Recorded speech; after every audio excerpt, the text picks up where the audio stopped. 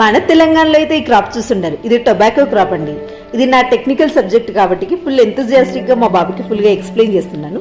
Khammam, east west Godavari, గుంటూరులో ఈ పొగాకు పంట ఎక్కువగా సాగు చేస్తారు. సేమ్ వరిలాగానే నారు పెంచి తర్వాత నాట్లు వేస్తారు. కానీ వరిలో లాగా నీరు మాత్రం నిల్వ ఉంచారు. డ్రిప్ ఇరిగేషన్ పద్ధతిలో వీళ్ళు ఇరిగేషన్ ఇస్తూ ఉంటారు. పొగాకులు చాలా రకాలు ఉంటాయి. Bidi tobacco, chewing tobacco, hookah tobacco, FCV tobacco అంటూ మన ఏపీలో మాత్రం ఎఫ్సివి టొబాకోను కల్టివేట్ చేస్తారు. ఈ క్రాప్ ని mid September to mid October లో వేస్తారండి. అందువల్ల ఈ పంట ఆల్రెడీ 4 కటింగ్స్ అయిపోయాయి. ఫ్లవర్ బడ్ ఓపెనింగ్ లోనే దీన్ని తుంచి వేస్తారు. అందువల్ల కింద లీవ్స్ బ్రాడ్ గా పెద్దగా అయిపోయి నికోటిన్ అక్యుములేట్ అవుతుంది. పైన ఫ్లవర్ బడ్ ఇప్పుడు ప్రమోట్ చేశారు, ఎందుకంటే ఆల్రెడీ 4 కటింగ్స్ అయిపోయాయి. నెక్స్ట్ సీజన్ లో సీడ్ పర్పస్ లో అలా వదిలేస్తారు.